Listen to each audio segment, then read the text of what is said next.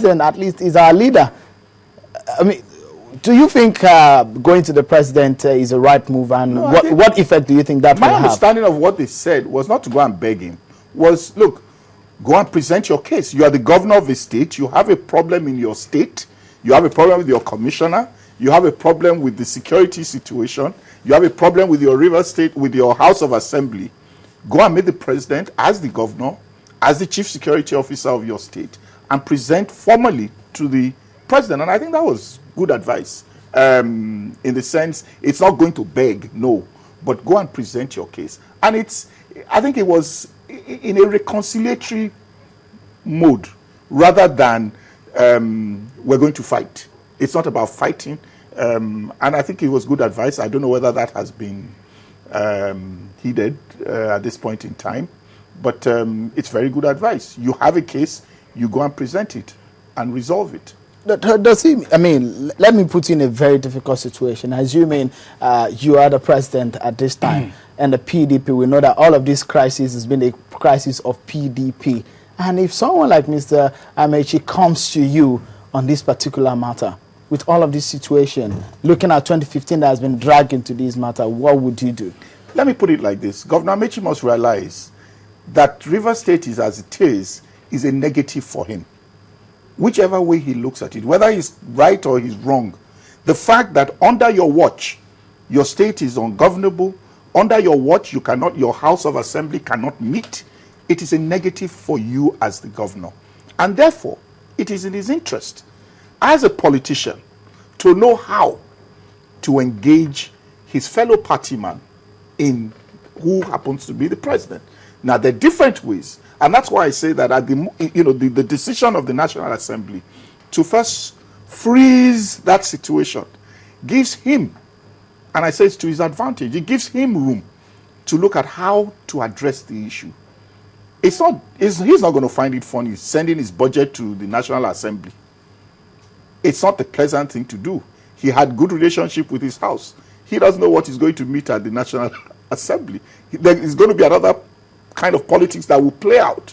He cannot do anything again. So it's in his interest to go to the president. Don't you think that it's even an easy appeal for him? Because if you look at the antecedents of impeachment process in the past in Nigeria, where we had minority in the House impeach governors, maybe that could just have saved Mr. Amaechi's job. Well, again, on this issue of impeachment, I think we have to look at the issues. Under President Obasanjo, we had a situation where I believe President Obasanjo was coming from a paradigm that Nigeria was in trouble, was ungovernable, and therefore he had to cross the line and use minority to topple the majority, that kind of thing. But I think when Yar'Adua came in with his rule of law mantra, and Jonathan took that up, it became very difficult to play this game. And that's why it was easier on this occasion, because people say this is the first time other states have had their problem. Yes, but it was easier for the National Assembly and for people to line up behind them. That, look, we have left that phase at the beginning of our democracy when minority can topple majority. We're not going to accept it any longer.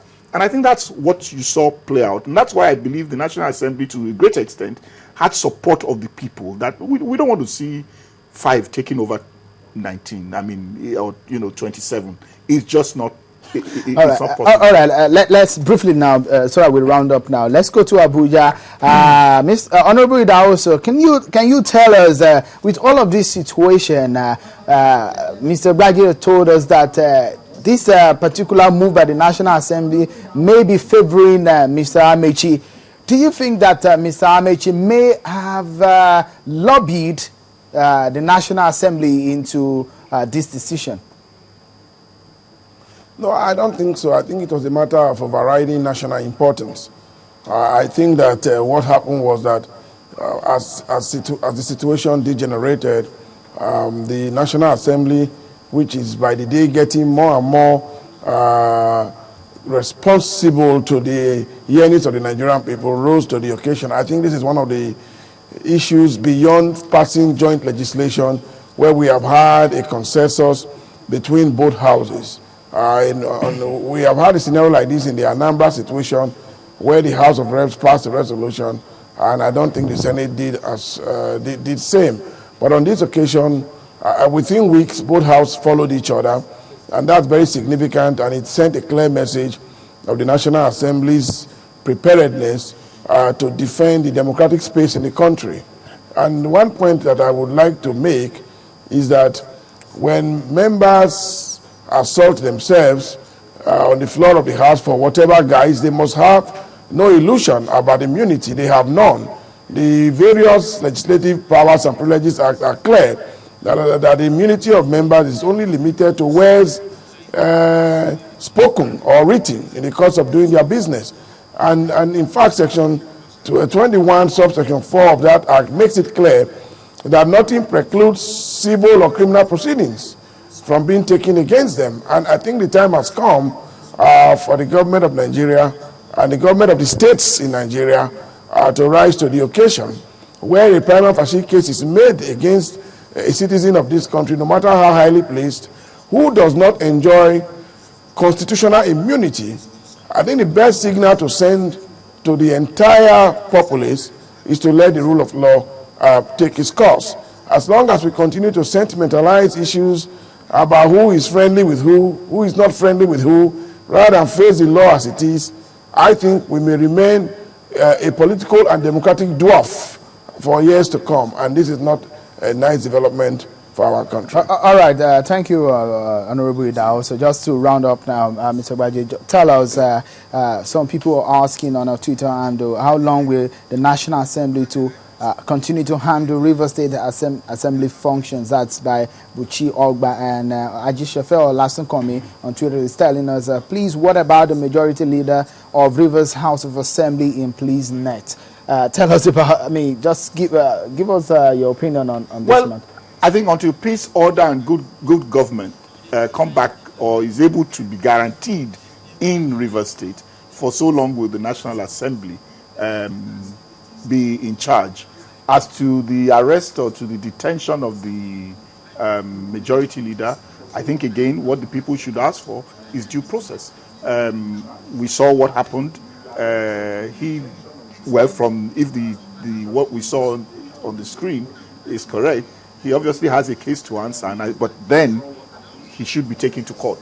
You don't detain a person indefinitely. So if there is a case, then put the case across. Thank you so much. He's not the only one. There are others there too who definitely have cases to answer.